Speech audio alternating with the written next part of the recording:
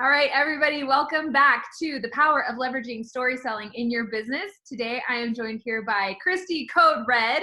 She doesn't even need a last name. She's that cool. And well, nobody knows my last name. I mean, all you got to do is be the Mohawk, right? Right.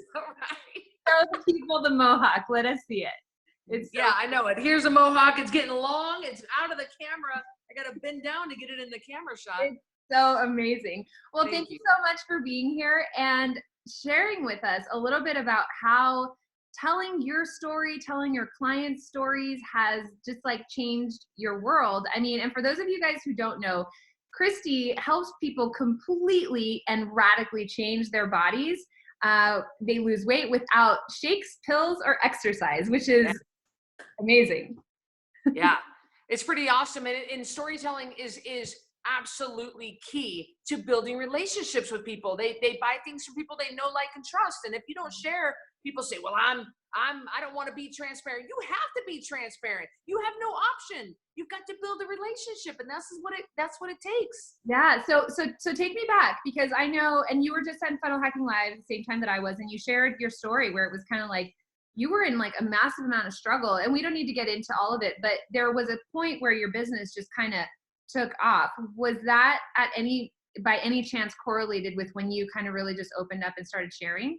It was exactly correlated with that. It was a perfect storm of many things that came together. But if I would not have opened up and have been transparent and just unfiltered and just opened up my heart, if I would not have done that, I would not be standing with you today. I would not be right here today, because people need to be able to relate to people. They don't relate to movie stars. They don't relate to big time people and politicians, because those people do not open up to them. But I'm willing to stand back and say, hey, look, I understand what it's like to be homeless. I understand what it's like to be on food stamps. I understand. I get it. I don't feel like going and doing blank, but I'm doing it anyway. I'm just like you. And people have got to see that you are just like them. They are just like you. They've got to be able to relate, and that, hey, look, I pushed past it and you can push past it. Or I developed this in the face of this adversity. You can too. Once they see that you did it, then it gives them the confidence to do it themselves. But if you do not open up to people, and if you don't just kind of put your heart out there, and I get it that it's uncomfortable. I get that it feels odd, and oh, well, what if they laugh, and what if they don't? What if they buy your product? What if they get to a new level because of you? So it is, you can't not open your heart up and put your story out there. You can't not. It's too valuable. I feel like we can all go home now. Like Christy just said all the things. No, it's so true. What's really funny is you were talking about that. I follow you on Instagram, which everybody should follow her on Instagram, because like, forget about the pictures, like her stories. Like some days you say stuff and I'm just like, holy crap, she just said that, right? And you'll even catch yourself the next story. You're like, I can't believe I just said that. But you know what? It's true, right? And you just I love how you just like lean into who you are. And I feel that at the same time attracts the exact person that you want to work with, and like repels the people that you don't. Cause like, you're not working with any sissies. Like I know it and you know it. Yeah. I couldn't have said it better myself. I definitely, I only work with people who are really, really at rock bottom, and they're really ready to transform their life. And I don't take any crap off anybody. You do it my way or you do it somewhere else. I don't have time for that. But I have no makeup. I got a pimple. I've got whatever's going on. I've seen you like this, like looking at your nose. Yes. I'll pick my nose. I have a bad habit of picking my ear because I have bad ears, and I get little flakes out of my ear. It's just that everybody does, and everybody thinks, and everybody wants to say what I say. And I'm just the one that, within reason, I'm the one that says the kind of stuff that we're all thinking.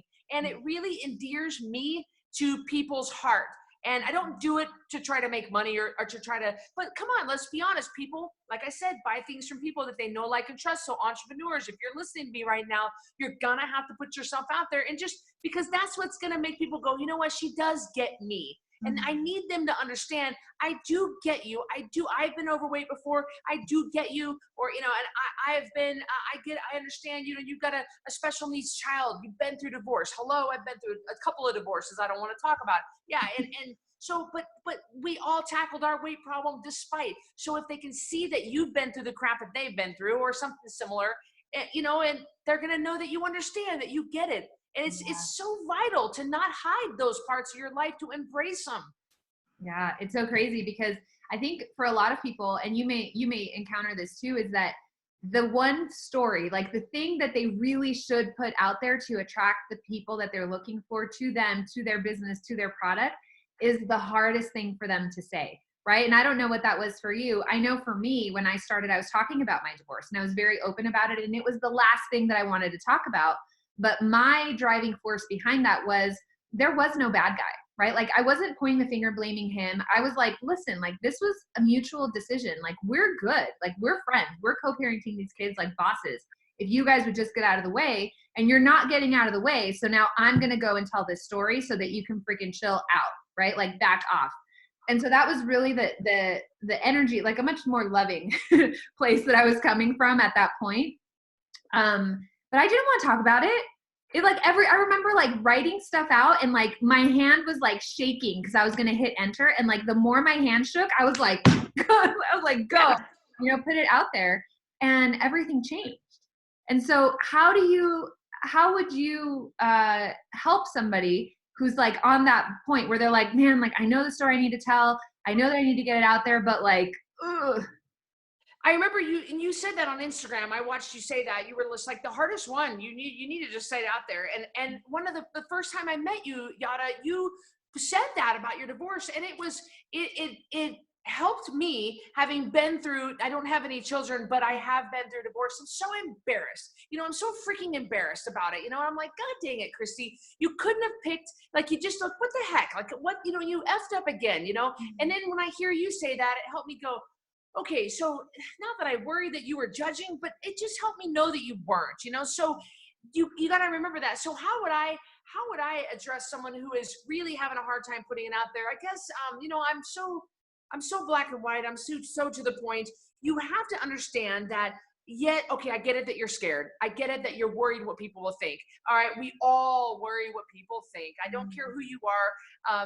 Everybody worries what everybody else thinks. And no matter what we try to convince ourselves, I get that you're scared. I get that what are they going to think about me? People are going to know. The bottom line is you just have to do it. You got to step through that fear. You got to have the courage, and you got to just step up and say, you know what, I'm doing it. You're going to feel an immediate release. Like you said this morning you're going to feel this. It does feel like the weight of the world is coming off, because you're finally saying, okay, I'm not hiding that secret, or I'm not trying to keep that in, because it's almost like it makes you sick.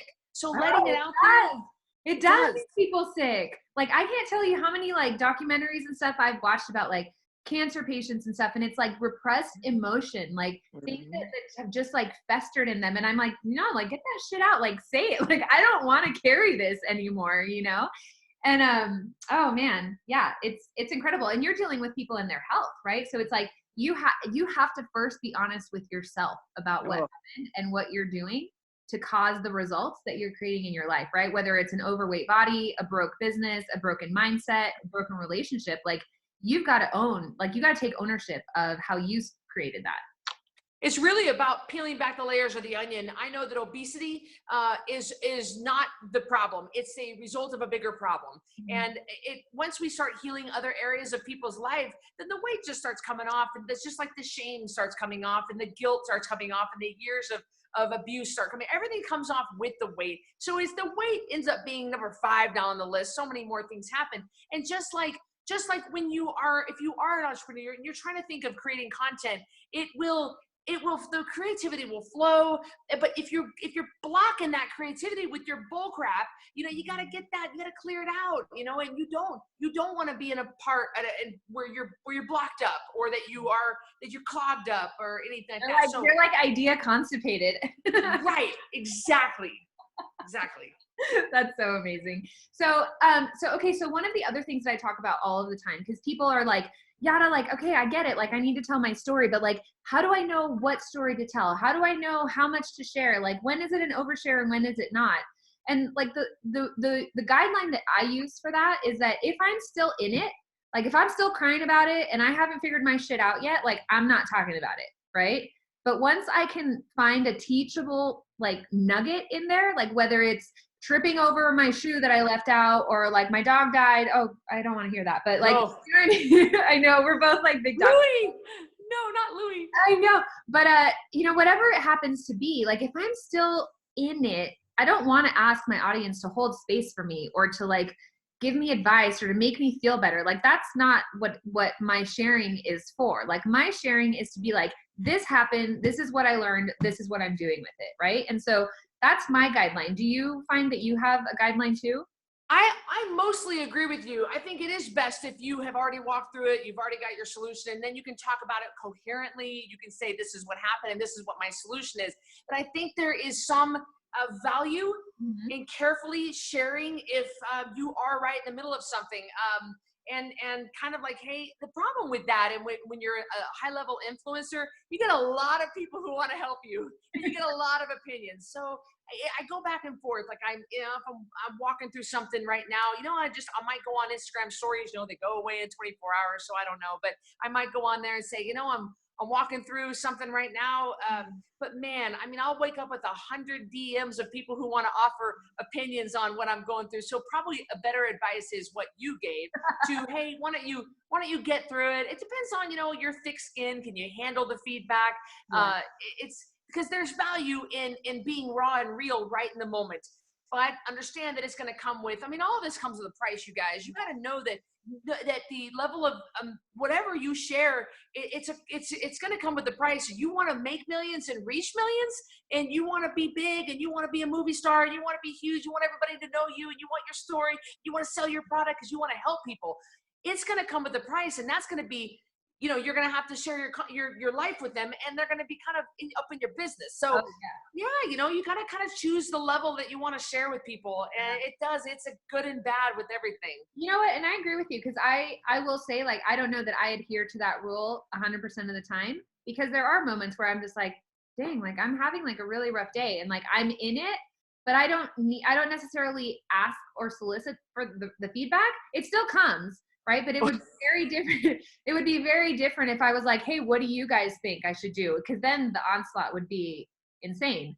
But I do agree with you that there is a realness and a rawness that comes with like I'm not everything is rainbows and butterflies all of the time.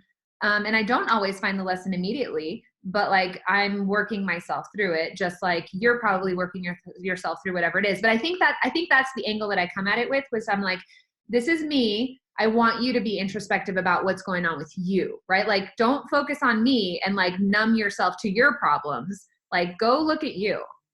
Right. You're trying to get them to look at their own self. Totally. But instead they kind of miss the point, and then they start commenting on your stuff. And you're like, ain't you got your own problems to worry about? Like, you gotta go feed your kids. Like, go do something. What are you working? There's some people that really get into other people's lives. And so I do agree with you. It's like, oh, I'm trying to bring this up to help you, but you're getting way too caught up on my own crap, and so it's not all, I tell you, the whole sharing thing definitely doesn't go the way we plan. And it's frustrating sometimes. And knowing as you grow up in your influence, just understand that those opinions are going to come, take them with a grain of salt, say thank you, and just kind of like, they're people, at least they're being engaged. At least when you release a new product, they're going to see it, so it's like, well, and I think for us, because we're such servants, like we want to help the people that we're like trying to reach. It's like, because there's the other side of it too, right? Like you attract with the exact same force that you're going to repel. And those people that you're repelling are still going to be there in your DMs going like, what the hell are you talking about? Like that, like high, whatever, like you need to eat carbs, or, whatever it is that they're going to say. Like for me, it's people telling me that like, you need to, have a sales call to action to a buy every single email. And I'm like, no, you don't, like that's not what I believe. that's okay if they want to do that. And I think that having that, that like groundedness in your own message and in what you believe, like a conviction about what it is that you do, that allows you to kind of shield not only yourself, but your following from that belief, right? Shielding is the perfect word. That's exactly what I was thinking. And you gotta have a little bit of thick skin. You can't let things freak you out. Like you're gonna get all kinds of opinions. You're gonna get people that say crap, and you're gonna get haters. You're gonna get the people that love you, and so it's just take that and understand. I love that. I love the shield and put up your own boundaries and just take it and don't let it eat you up, the kind of messages and the feedback you might get. Sometimes you're going to like it, sometimes you're not, but just keep doing what you think. Talk to me about boundaries. I think that that's such a great topic, and we actually haven't touched on it in the series at all. And I think that you're actually really great with your boundaries, because as open as you are and as giving as you are, because like, I don't know that I know anybody who loves their people as much as you love your people, but you're also like, like this is a stopping point. Boy, yeah, I don't know if I'm the best person to talk about boundaries, because I don't know if I have any. I mean, I'll Instagram while I'm going pee. Like, I'm all about multitasking, but we know in weight loss that, boy, people just don't put up boundaries, and they end up just saying yes to everybody, and they don't take care of themselves. And I mean, my mom's, I have such a passion for, and thank you for saying that about, I love them so much, but I am hard on them. People know I am hard on my clients. I expect what I expect. You do it my way or you don't do it at all. You go somewhere else. I don't want you. I mean, I say that lovingly, but it is so vital that you take care of you, and boundaries have got to go up. You've got to say no to some things, and especially like when I know a big boundary for me is my bedroom boundary, my sleep time. And I would love to take the phone with me to the bedroom, and I would love to be able to, and so when it comes to like what to actually put on social media, there's almost nothing I will not put on social media. But I tell you, when it comes to Miles and me, I'm careful with, because I want to protect him. He is very shy, very introverted, and he doesn't understand an online business. He doesn't understand what I do. He does, but he doesn't. So I'm a lot more respectful when it comes to my family members, maybe that aren't as comfortable, or my Miles. I mean, it just doesn't need to go on social media, and I just turn it off. Or things that happen, if Miles and I are having a fight, I mean, I need to keep that between us. People don't need to hear that. So there are certain things that I do. But in times of the day, I know I have my routine. I wake up, I don't touch my phone until I have done my routine in the morning, and I walk the dog, and then so I do have pretty good boundaries when it comes to getting on social media and getting off social media, and then respecting the people around me that don't want to be on social media. Yeah, and I think it's so important, and I think it comes across in your content, but not in a direct way. But it's like, everyone knows that you're married, everyone knows that you have a life. Obviously, like, you have a life that you're doing, but it's like clockwork. It's like Christy's out for a run, like she's with Annabelle, like she's going to sleep, she's making sure she's drinking her water, like what does she eat today? Right. And it's but I think that it's such a beautiful example of how you can really do your thing and do your life, and they like really perfectly match up. And it's like, as you go about your day, even though it's your routine and it's your normal, that the people outside looking in are fascinated by it, where so many other people are like, but it's just me, I'm just at my desk, I'm just at home. And I'm like, stop with the it's just me-itis, right? Like, the people that are meant to see you and follow you are like dying to see.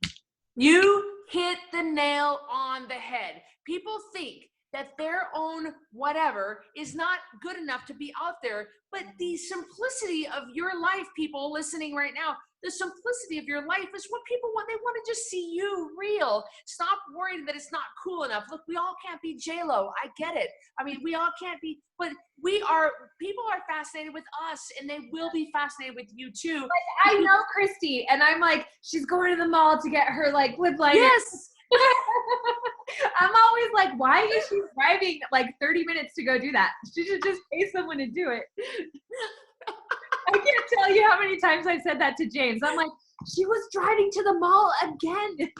I know. I look for reasons to go to the mall. Mall's my second home. People tell me, well, it's north. And I go, north. I don't know where north is. Just tell me which direction from the mall is it? Like, I know how to get, no, I know, and I am, it's so funny that you just put it out there, whatever you're doing, just be real and people like that. It's amazing what you see look at the reality shows, the Kardashians, we're all fascinated with them, but they're just filming sitting by the pool or getting ready, getting dressed and putting makeup on. It's just amazing. And some of my favorite stories of you, Yada, are when you were getting your makeup done, like getting ready for FHL. Yeah. And I love the different stuff when you were going on your date with your son and different things. So it's the normal stuff that people love. So stop worrying about it not being good enough. Yeah. Yeah. So the last thing I'll ask you to touch on, because I think it's all, and you've already touched on it, but I kind of want to dig into a little more, is I think a lot of us feel, and I'm guilty of this, and I've gotten over it a lot in the course of the last couple of years, is like, I have to be camera ready or else I can't create content, right? Like, I have to have my hair done, I have to have my makeup done, I have to have the right outfit. And I mean, at this point in my life, I've done lives and videos in my PJs and my bun and like all kinds of different weird situations. But I think that you exemplify this, especially in your stories, because I mean, you're out there like working your ass off, right? And you're going for runs and you're like snotty and you're like sick or whatever the situation, like you're shoveling snow, like Annabelle's pooping, like you don't care. You're just like, I'm going to do this. So what's the thought process behind that? And like, how do you live with the duality of like the real Christy, like in her like natural state, and then like glam Christy? Cause I think you're equally both. Yeah. And that, thank you for saying all that. That's so nice. I learned this a few years ago because I have a boundary about going out in public in sweatpants. I use that like that analogy, don't go out. I tell my coaches, don't you dare go out in public in your sweatpants. And you look good, look your best when you go out in public. So when I go in public, I do make sure that I am somewhat presentable, whatever I'm doing. So I do walk about 50% of the time I'm glammed up and 50% of the time I'm not. But I learned several years ago, and I don't wish I can remember who said this to me. And they said, not everybody wants to see you in front of a white screen all the time. And, or in front of they say green screen, but in front of a white background, perfect. And doing this with a little microphone and you're perfectly centered. They don't want to see that all the time. And I cannot stress this enough, that it's important to just be all aspects of what you're doing. I think it's so great. I love it when I first wake up and my mohawk is getting really long. It's half flopped here, half flopped here. My makeup a little bit smudged. I missed some eyeliner, and so now it's smudged. And I think it's important to show people the realness, because I don't ever want someone to meet me in person and say, "Oh, you were so different than all those times I saw you on video." No way. That is just not the reality of life for any of us. Even the movie stars that all of you guys love so much on the reality shows, that is not how they live, because I had my own reality show. I know exactly how people live. I know exactly how that crap goes down behind the scenes. So you've got to show you've got to show all aspects of your life. You've got to show people what you look. I mean, I know I like to do ab pictures to show how ripped I am. Well, I'm only ripped first time in the morning when I first go poop. And then when before I eat anything, and then I start drinking water, and I get puffy like everybody else does. So showing all aspects of your life is so vital. Do not worry that you don't look good, because Yada, that I'm looking at right now, looks absolutely gorgeous with her hair and makeup done. But I love you just as much, Yada, when you have the bun on. I mean, that makes no difference. It's so refreshing to see you like that, and it's refreshing when people see me like that. And it just endears you to their heart. It's important to be real in all areas. Yeah. Oh, I'm so glad that that's like a core belief of yours, and like just all of these, because these are all beliefs, right? These are all core values that we value. And I think that this is what really allows people to see the real you. Like the real you shines through like all of the bullshit, right? It shines through the marketing. It shines through the green screen with the perfectly centered. It shines through the messaging, and it shines through the results of your clients, because I think at some point they're like, wow, like she is just like me, And I loved it when you said that, because every single piece of content that I write, every single story that I write it with the outcome that at some point, on some line, some paragraph, some moment while they're reading, the reader says, man, me too. Like I felt like that in my life before, right? And because that's the resonance that I'm looking for, is that me too. And then that creates the know, like, and trust factor that you were talking about before. But it's not just a catchy phrase that we say. Like, you have to let people know you have to get them to like you, and you have to help them trust you. And you do that by actually showing up in all of the facets of you that you were just describing. And so it's just so perfect. That is so true. Absolutely. And the bottom line is, when you are happy on the inside, when your heart is happy and you love yourself, like not hippity dippity, love yourself, honey, like truly, truly love yourself, then it doesn't matter what you're wearing or how much makeup you have on or how great the mohawk is or anything that you've got going on. When you smile, you will light up a room. Yeah. And so I know that no matter what, I mean, it doesn't matter what, if I got the fake eyelashes on or not, when I walk in, I mean, I am smiling, I am lighting up a room, and that your energy is going to come forth. And that ultimately is what is going to attract people to you. You have got to remember that it's your countenance, it's your energy, it's your aura. All that is drawing people in, or it's repelling them, depending on what's going on with you. I feel like I want to go take over the world with you right now. Like, I'm like, yes, girl, yes. Let's go do this thing. I believe it in my heart. I believe it for all of you listening. I believe it. Well, and just to go back to what you do, it's like you help people recapture that, right? Because I know for me, like, if I'm 10, 20, 30 pounds overweight, like, I'm sluggish. Like, I don't feel great about myself. Like, I don't have the energy or the presence or any of that. But when I'm drinking my water, when I'm getting my sleep, like, right, like in the last couple weeks, I've actually redialed in like my morning routine, my workouts, and I'm just like, bring it on, right? Like, I'm here right now. And that's powerful, right? And so for all of those people who may find themselves in that, like, dang, like, I'm just really not at my best, like, tell the people, Christy, where can they find you? Where can they join your challenge, your book, like, all of it? I tell you, I am everywhere. Look for the blue mohawk. But if you need help, I don't know, if you're in a point in your life when you'd like to shed some weight, or you'd like to get your health in order, you can find us at codebredlifestyle.com. You can find the different counseling programs I have, the different custom home study programs. We have a challenge coming up in May. Registration opens mid-April. And so lots of ways, codebredlifestyle.com, lots of ways we can help you. We've got certified coaches, we've got a team of counselors, we've got a customer service department, lots of ways to get you on board, codebredlifestyle.com. And then you can become a Code Red rebel.